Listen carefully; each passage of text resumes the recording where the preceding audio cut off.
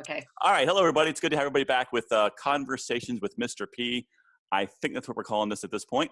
And it's good to have Mrs. Miner, who is our headmaster, has been leading our school now for, what, 3 years or 2 Two. years? 2 Mhm. years. Okay, good deal. So I've got a bunch of questions to ask Mrs. Miner. We'll start off, though, with this. I'm going to ask her to introduce herself and then just go ahead and discuss your educational background and how you got to where you are today in administration. Okay. Well, my name obviously is Jane Miner, and I this will be my sixth year at Delaware Christian School. Only 2 years as head of school. So I came in as an elementary principal, then took over the middle school concept, and then moved into head of school. So now I'm in charge of the school, and which is great. Educational background: I attended Cedarville College when it was a college, and got my degree in elementary education there. And then I returned there years later when it was a university and got my master's in curriculum and administration. So I have a bunch of other education on the side, but I have about 25 years in Christian education teaching. The majority of that is in elementary. I have taught kindergarten, first grade, third grade, and second grade. Most of that is, like I said, my teaching is in elementary. Um, I'm married and I have three boys, all of them grown and in their own careers now. And when they were all finishing college is when I went back and got my master's. So at that time, my husband and I were empty nesters, and we were kind of free to move wherever the Lord took us. So after finishing my master's, I looked for a school that would kind of fit my criteria, and Delaware Christian School opened up. So that is how we ended up in Delaware. And the Lord has just been tremendous to bless us here with a tremendous ministry. So that's a quick overview. Yeah, that's great. How did you meet your husband? I met my husband at Cedarville. It was the first year of my education. We both attended there. He was a year ahead of me in school, but we ended up being in the same class together. So I met him there. And so then we dated for a couple years, and we were married after my sophomore year in college. So we finished college as a married couple and graduated together from Cedarville. He graduated with a degree in comprehensive Bible, and I graduated with a degree in education. Okay. What would you say, what is the one thing you wish people knew about teachers and teaching? I mean, this is a loaded question. We could probably discuss It, this the entire time, but, it's you very know, true. The first thing that came to my mind is that we do more than just being in the classroom. And maybe that's from all my years in elementary. I know if you would see a student in the grocery store, they would be shocked to see that you were out doing something other than teaching. And sometimes I think even in the older grades, parents forget that we have our own families, that we have our own ministries at church. right. Although we're in Christian ministry in school, many of us feel commitment to our local churches. And so we have that. So there were times when I was teaching and doing all my responsibilities at school, which were multi, and then I would be teaching Sunday school and maybe be in charge of VBS and planning that. And so I think one of the things that I would like people to remember is that as teachers, although it is our ministry, we also have we have family and we have other ministries. And that was really the first thing that came to my mind when I looked at that question. I think that's even more true now since we're home. My friend Becky, who I did one of the first one of these with from Hong Kong, she stressed that in hers because they're 6 weeks ahead of us in this whole situation. And I actually inboxed her, I think 2 days ago, and said, you were not kidding about the whole separation of work and home. Because it's tough because I sit here and I'm okay, I'm done my videos for the day. And I'm like, well, wait, I need to do this, this, and this. And it's all right here for me. So it's really hard to sometimes to separate the home and the home life anyway, let alone when it's now at home.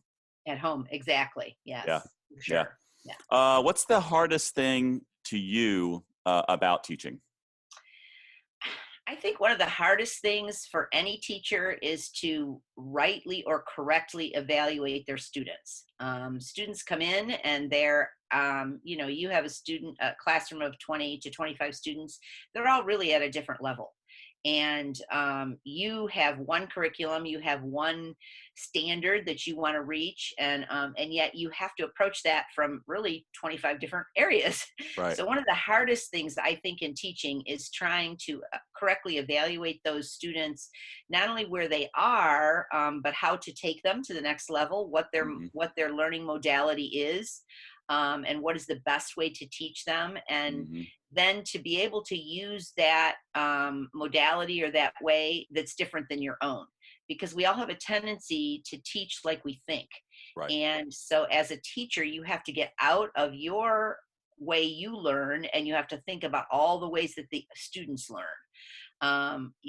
Some of us learn best by visual, but then some students don't learn visually, and some of us learn kinesthetically, but then students don't learn kinesthetically. So all of those things become very, very difficult for a teacher. So I think that's probably the hardest thing, being a teacher. You know, it's funny because I think that everybody thinks of teaching, they think, oh, testing. Yeah, you just test, it's easy. But the Hmm. more you learn what assessment really is all about, the harder that question gets, the longer I feel like the longer I've taught, the harder that question gets, which is really Hmm. funny. You think it get easier, but you start realizing, like you just said, the fact that everybody thinks different. And just because I think this way and it makes sense to me doesn't mean that that kid sitting on the front row Exactly. has any idea what I'm talking about. And also the challenge and the fun part of teaching too, is you got to figure out what unlocks that kid's learning ability and how to assess him properly. Okay. Let's see. So what would you think is what's the easiest part of teaching?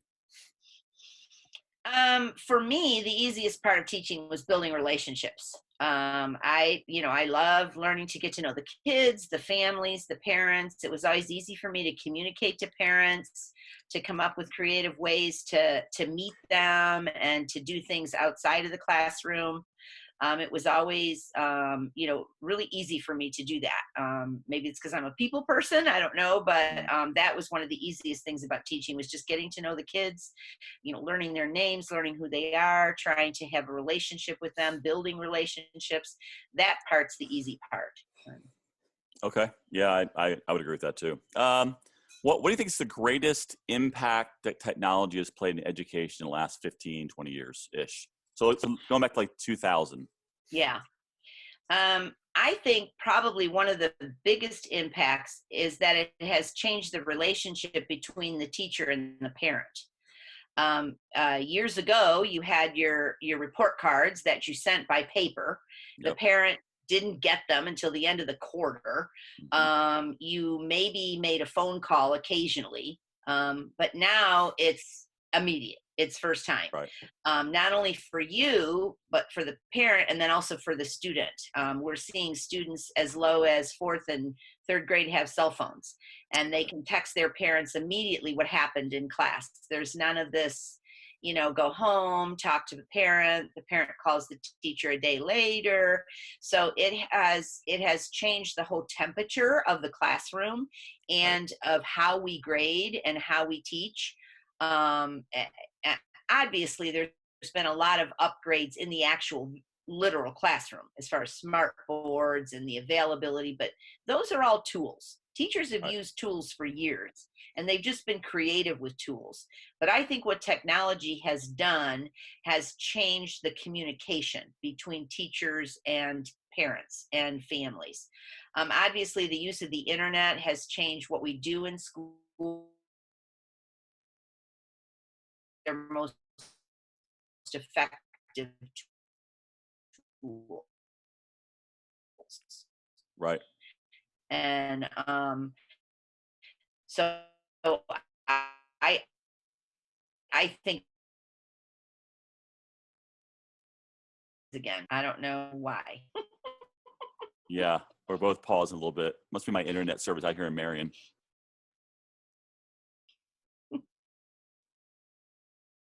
Are you back again? You're muted.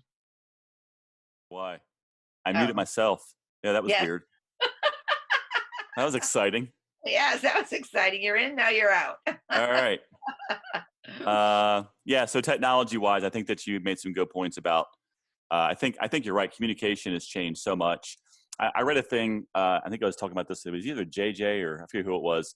We were saying the fact that no, it was Chris Hobbs. It was Dr. Hobbs. That 100 years ago, if someone, well, not even 100, 60 years ago, if somebody read the newspaper on Sunday, the giant thick newspaper we got on Sunday, Yeah, that was a lot of information. And now we get that amount of information in an hour, depending on what kind of social media you're dealing with. So I think information overload sometimes is a major issue.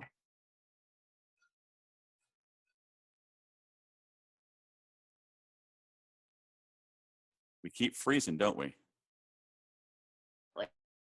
You there? Yeah, yeah, Okay. yeah. I'm fine. I haven't had any.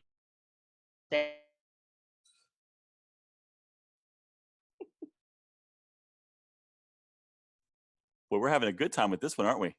Yeah, your internet keeps dropping you. I know. It's an outrage. All right. Yeah. Let's see here. Let's see. What's the other question I had here that was a pretty big one? What's your favorite part of living in school? I know I've done that on a much smaller scale. So what's that like for you? I think probably my favorite part again goes back to relationships and people. I love people, and DCS has a tremendous staff, and it has just been such a encouragement and a blessing to be around all the teachers and to see their personalities and to see them interact. And it's just been the most fun is to be able to interact with all of them, in that regard, and to be able to help out in classrooms and to see different things and to solve issues and problems between them, which has been very little. I think that's my favorite part about leading a school is that I get to be with all those people, which is probably why I hate this the most, this whole situation at home, Yeah, I is agree. because I'm a people person and I don't get to see people very much anymore. It's funny you say that. We had a middle school meeting last night, a staff meeting, and I told my wife afterwards I was actually more sad after the meeting because it hit me again that we're having to do meetings like this instead of face to face. It hit me so bad last night after I hung up. I'm like, man, that was just ugh. I mean, Yeah, I it's know. great. It's great that we had the technology, but I know it hit me Easter Sunday when we did our church online. It just, all of a sudden I was just like, I want to be in church. I want to be with these people, and I don't care that they're online. I'm not with them. And I know. It's just, it's very disheartening. It is. And I told me and Mr. Lowe were talking, praise God this didn't happen in January, February, that you couldn't even stand outside. I mean, that'd be awful. Yeah. The other question I had is this, and we kind of hit this a little bit, because I think what we said about technology is true in this question too. But the most challenging part of learning in the late 2000s, in the recent 2000s, what would you say about that? And I would agree. We talked about technology a little bit, and I think that it is challenging for our students to be able. They get so much information, and they have so much available to them. And to discern truth, I think, is the hardest thing in today's culture. Great point. There is so much out there that presents itself as truth. Kids will get online and they think, well, if I read it or it was in a encyclopedia or whatever, it must be good. And there's so much out there that they don't have the tools as young students to discern truth and not. And so it does change our role as teachers and educators to be able to help them with that. But I think that's probably the most challenging thing that has come through in the year 2000s, because before that, when it wasn't the internet based as much, you were textbook based. Parents could even control what books their children had in their room, but now they're open. And so I think that's probably the most challenging thing, is trying to discern truth. It's funny. I was telling 8th grade that I remember teaching in the late 90s, and a kid would ask a question and I didn't know the answer. And I'd say, I don't know. And we were content with not knowing. Yeah. That idea to this generation is so foreign. No. Yeah. They just, well, Google it then and tell me, because I should be able to know. And, And oftentimes when you Google something, you don't always get the truth. And, I mean, you got to make sure your sources are accurate. Otherwise, it's a bunch of nonsense, you know? exactly, exactly. All right. So this is more specific to our current time. This is April the 14th, and it's we're in the middle of a government state lockdown, shutdown, whatever you want to call this. I don't want to get into the details of whatever you want to call it right now. But so what's been the challenges of leading a school through this pandemic? I think the largest challenge has been trying to make a balance between what the teacher wants to tell the students and how much instruction you feel you want to give, and the parent who is also working at home and needs to help the student. That's been the biggest challenge. Has not. But I think finding the balance has been the hardest thing between because I know our teachers are burdened to give all the instruction that they need, and I know our parents want that, and yet they also don't want to have to do all the help and learn the technology themselves and learn all that. So trying to find that balance and set the parameters for our teachers as well as communicate well with our parents has been a very difficult thing. Yeah, I would agree with that. And it's you know, just being on the other end of that as a teacher for you. I think you've done a great job of giving us the tools and responsibility and the open sandbox to do what we need to do. But then I was telling Mrs. Marquis yesterday, I said, man, when you start thinking about, all right, I got this, usually I have a 45-minute window to teach. And now I'm going to try to narrow that down to 15, which Hmm. is fine because, you know, we try to do lectures about half that time. But you think about all that we do as far as saying what we need to say, we usually stretch it out. And Hmm. I've spent more time prepping the last 3 or 4 weeks than I probably have my whole life teaching, because Yes. you got to make sure that it's not that we're broadcasting lessons, but in essence we are. You're making a small mini production.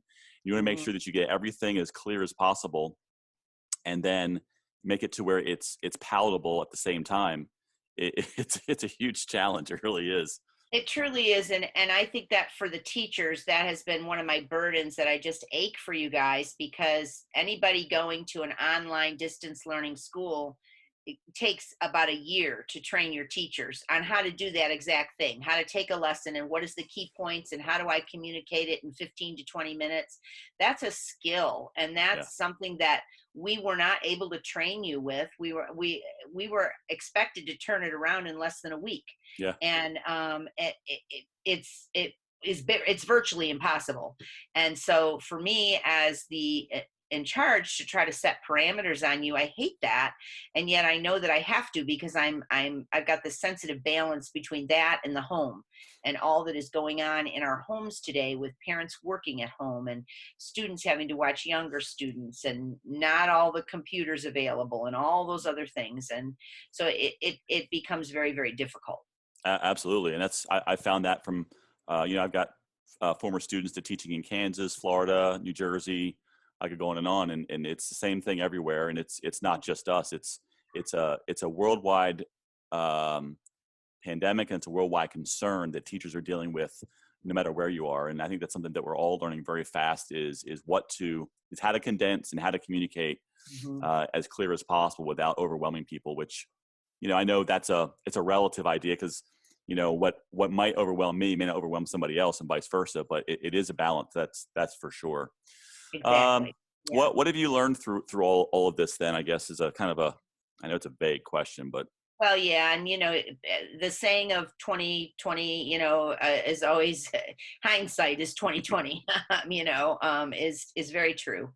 But I think that one of the things that is coming, to me, is that you always need to be training teachers, and you always need to be prepared for something out of the box. We did some training with you teachers for Google Classroom, and we did some. But that whole idea, was always out there. Distance learning has always been there, but Mhm. you kind of dig your heels in and you say, oh, we're a brick and mortar school. We're not going Right. to do any of that. And so, what I think I'm learning from this is, even though this is the pattern of what you're doing, you need to always keep your teachers outside that box, and you need to train them for something, a situation that maybe would not exist, and to try to think ahead and be proactive, I guess. And sometimes you get so busy doing the everyday and taking care of what is immediate that you don't think about the future. And Yeah. I do think that we probably could have had better training, especially my high school teachers were already using Google Classroom. Some middle school, nobody in the elementary was doing anything online. Yeah. And was that really what was valid?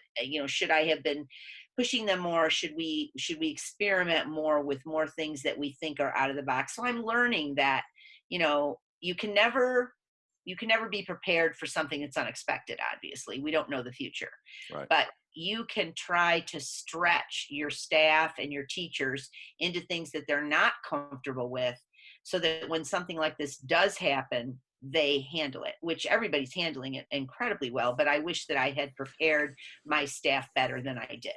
So, I was always thankful for the Google Classroom, and obviously, no one ever thought this was going to happen. mhm. Um, having talked to my friend in Hong Kong, who again was a month and a half ahead of us, I kind of saw the writing on the wall. Probably, I don't know. I remember talking like the day after we had our Friday meeting.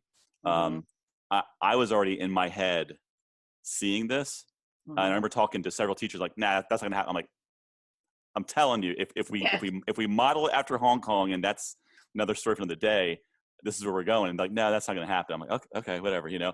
But even then, with me having a settled in my mind that it's just so hard because I don't know. Even if we were mentally prepared, I don't know if physically we could have been, Yeah. because it's one thing to sit at our classrooms and do this, but with stay-at-home orders, even that's another challenge. I don't know. I feel like you gave us plenty of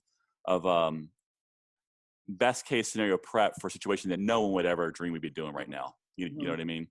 Yeah. Um, Another thought that I think is another huge question, and I think it'll be a topic discussed maybe for years, is do you think there'll be long-term education implications as a result of not just the pandemic, but even the fallout from the pandemic? Um, I believe yes. I think one of the benefits that it's going to do is that teachers will feel more comfortable recording themselves, and True. that it will open up the doors to do more flipped classrooms, more creative things in the classrooms. I think even they will be more comfortable even recording their own students in things, and making videos. I also think that a positive coming out of this will be creative assessments. I think we have a tendency to use what we've always used, and now we're having to make our assessments more personal, more valid, because we're not there standing over the desk watching the child take it. So I think that teachers are going to realize, oh, I could assess that way, and this is fun for the kids. And Mhm. so, that whole idea of getting out of the classroom and using the home, using the world that's outside your four walls, you're being forced to do that now because your student is not in the four walls. And I think that it's going to show teachers the validity of that. And so I think in that regard, it's going to enhance the brick and mortar schools. Our teachers are going to come back with all kinds of ideas and Right. equipped with all kinds of things they would never have thought to do. So in that regard, I think it's going to change education. I think it's going to make it better, and going forward. And I think it's going to make teachers a lot more valid when it comes to assessing and to teaching, and to helping students get through. As far as overall, one of the things that I'm hoping comes out of this is that I hope parents realize how easy it is to spread a virus. This is really nothing new for education. We've been having flu epidemics and strep epidemics, and we have strep go through the school, and stomach flu go through the school. And so I'm hoping that maybe parents think a little bit more about sending a child who's sick to school, Yeah. that maybe they will value that whole idea of keeping safe from others. And if they have a fever or their child has a fever, they will keep them home. And so I think that just the understanding of how fast a virus can travel, even though this tends to be unique, it will help people to be understanding and to be more considerate of others. The things that they've been yelling online, wash your hands, stay away from your these are things we've done in education for years. Yeah. But I don't think we get support for that so much at home. And so I think that's another positive that will come out of this, as far as that's concerned. Economically, I don't, I'm up in the air there. I really don't know what will happen. Yeah. I think America has always proven itself to be very resilient, when we've had and throughout our history, whether it was the attack in World War II, or whether it was 9/11, or whether it was the stock market crash, we've always bounced back Yep. and made our country stronger and better. And so I feel like, just the fact that we've gone through this trial of economics, I think people will step up to the plate and help one another economically. And I'm hoping that they will know that America can be strong again, and they will spend money or go out and do things because they'll know that it'll be okay. Primarily, continue to send their kids and stuff like that. But uh, that's I'm cautious to say that because I'm not No, I'm not I get it. 100% confident, but I really, that's what I feel. I think it'll bounce back. I think it might take a while, but I think that basically overall Americas tend to be very resilient. I really like your point about and again, for people who are watching this, I'm not going to debate the science of this virus because I'm not a scientist. I'm not a doctor. Well, I'll let science figure that out. But I think your point about the spreadability of disease in schools, that's a Hmm. huge point. I remember when I was principal in New Jersey, it was one of those, it was like '09, 2009, 2008. I don't know, one of those years we had a bad flu case go through the world.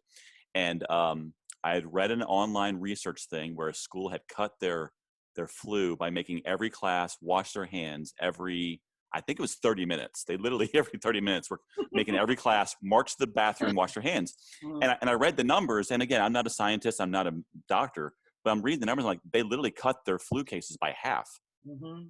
So I had a staff meeting the next day. I said, all right, I know you're going to hate this, but here's what we're going to do for the next 2 weeks.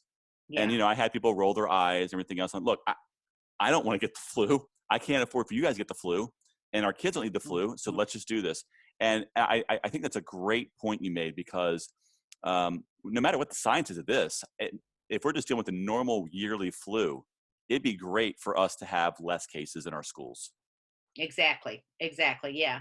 So I'm hoping that that's something that really comes through, and that people are more cautious now, Yeah. in order to help the overall health of schools, Yeah. in that regard. So.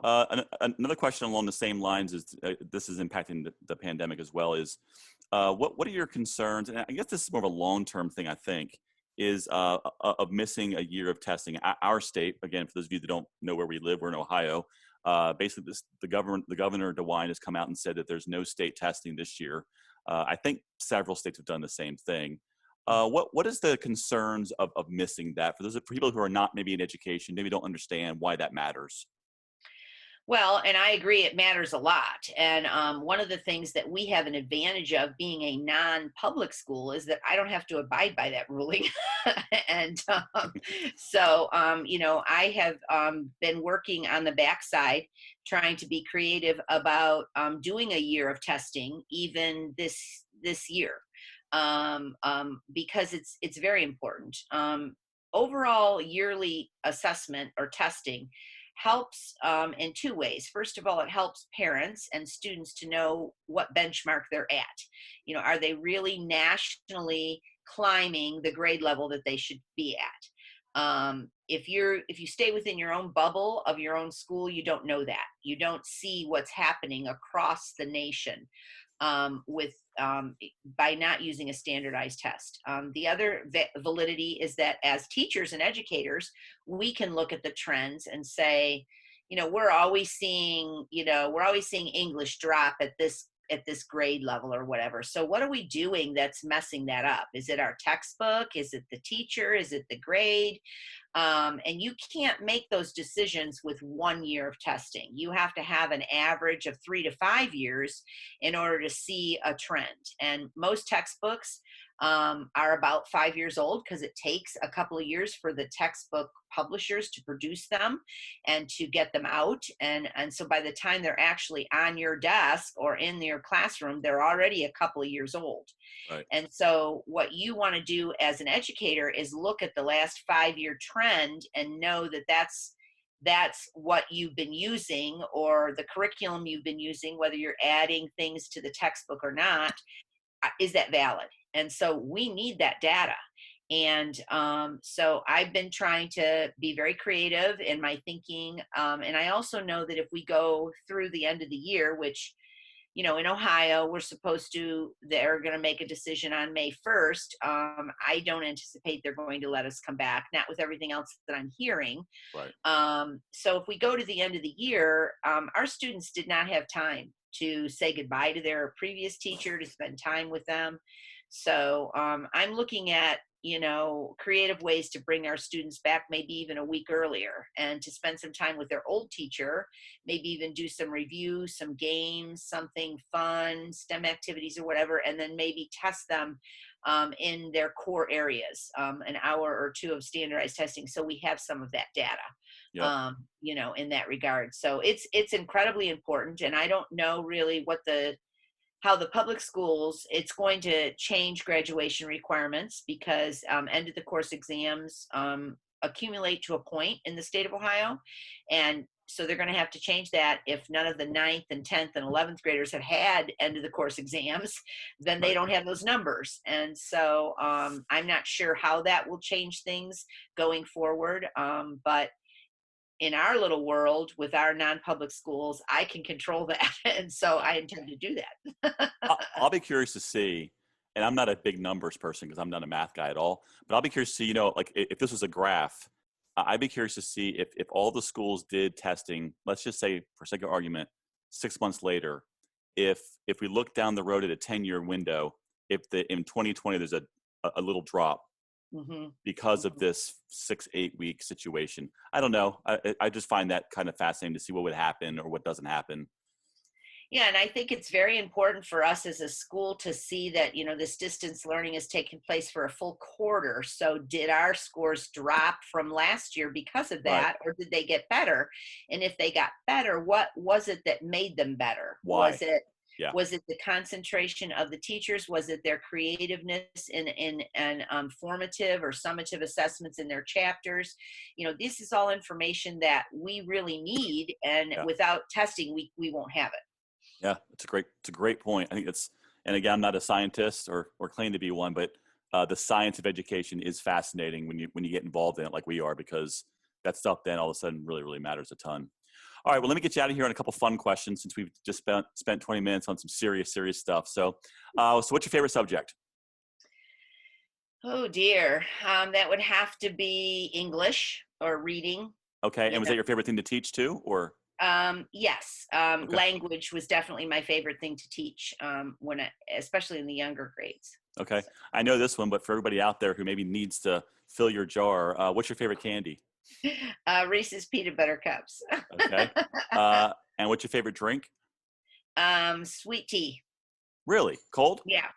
Yes. I didn't know that. Yeah. I thought you were going to say hot tea. Well, I'm a big tea drinker, but I do I like regular unflavored tea with lemon, and I also like sweet tea, and I like hot tea, but if I was to pick, it probably would be sweet tea. Right now I'm on hot Earl Grey. I do a giant thing every morning with 2 or 3 tablespoons of sugar and a lot of cream in it. Oh yeah. See, now my hot tea, I do not want my hot tea to be sweet, only my cold. And so you don't do sugar in your hot tea? No. Okay. No, All I right. think it's black. All right. What's your favorite thing to watch? Or do you watch anything? I do. It would have to be in the mystery category. I like a lot of British mysteries on Okay. Netflix. Okay. Death in Paradise is one of my favorite shows that I watched all the seasons of. You know, So I'm a big Mrs. Miner's a Netflix person. All right. Good to yes, know. yeah, yes. All right. Well, Yeah, go ahead. that and Amazon Prime. I don't know. They're changing Netflix so much that now I've just gone to Amazon Prime. But Okay. Any books you'd recommend? oh, lots of books. I mean, I don't know. It depends on who you're talking to. Uh, for leadership, John MacArthur has a really good book called To Lead. That's one of my favorite leadership books. He goes through the life of Paul and analyzes how Paul was a leader in different situations, and it's just really excellent. Teachers, John Rosemond is a really good author, and he wrote Ending the Homework Hassle, and that's one of my favorite school books. It talks about how homework can be valid and it can be invalid depending on how it's approached, and so it's I think a really just understanding the idea of homework is really good. One of my favorite fiction authors is Francine Rivers. She writes a whole series of Christian books, and the one she wrote on Rahab is one of my favorite. But Rahab is one of my favorite Bible characters. So she wrote the book Unshamed by Francine Rivers, and that's an excellent book. And so those are just some of the top off the top of my head. Okay. Yeah, I've that's always good. got something that I'm downloading free from Kindle. I just punch in Christian mystery, and then whatever comes up free, I read it. So it's probably some Fair enough. trash. Yeah. What do you do in your free time? Probably read. I mean, That's not that you have any. Let me clarify that. I know you've been yes. pretty busy, but I was going to say free time. Probably read, or else just watch a ridiculous, like I said, mystery, something that takes my brain off. yeah. I play a word game on my phone that where I have to find the words in the hidden puzzle, and I Yeah. do that once a night, just for fun, just to see if I can finish the puzzle every night. And so that, I guess Okay. that's what I do in my free time. All right. Anything else you want to tackle before we wrap this up? I can't think of anything. I think you covered a lot of it. Yeah, we got a So lot to deal. Well, I want to thank you, Mrs. Miner. I've been teaching Mrs. Miner now for 2 years, and I've loved working with you. I've told people before. Publicly as well that I've worked for several different people in education, and there's nobody that I'd rather work for or work with, because I appreciate the fact that not only do you lead us well, but you have helped in a way that I've never seen. Help your staff take ownership in what we do. I always tell people, one of my first meetings with you with middle school, we sat down. I don't know what the problem was. The problem, not even the issue, but we had a problem with something, and you said, "Here's our problem. What are we going to do about it?" And I've been in education long enough that that's usually a lead into what you want to do. And I'll never forget that day. I'm sitting there. I'm kind of there, but I'm not really there. And you said, "So what are we going to do?" And and and you said, "I need some suggestions." And so we started throwing out suggestions, and you didn't say a word. You're just writing. And then you said, "All right, I'm going to narrow this down, and we'll come back and I'll help you guys make a decision next week." And I just looked at you like, "Wait, what?" And then the next week you came back and said, "All right, I think these four are best. Which one would you guys rather do?" And I've always told people that that meant more to me than I can probably ever express. It just allowing staff to take ownership of what they have to do. I think it's just such a great way to help lead people who want to do their best in their situations and in their classes. And I think that you recognize that in so many different ways. That's just one small way. But I've always enjoyed working for you, and look forward to where this path takes us, because we're definitely on a new trail right now. That's for sure. we certainly are, and thank you so much for your kind words. I mean, it's very easy to serve with a staff that the Lord has given us, because DCS has great teachers, and you guys are highly qualified, and it's only my job to try to enhance that job. So All right, well, Mrs. Meyer, good to have you. And we'll be having another one of these. I'm planning on doing another podcast on Friday night. I'll try to get that one out on Saturday with a former student of mine that's been through a ton of situations. It'll be a fascinating listen on Brandon coming up on Friday night. All right, guys, thanks a lot.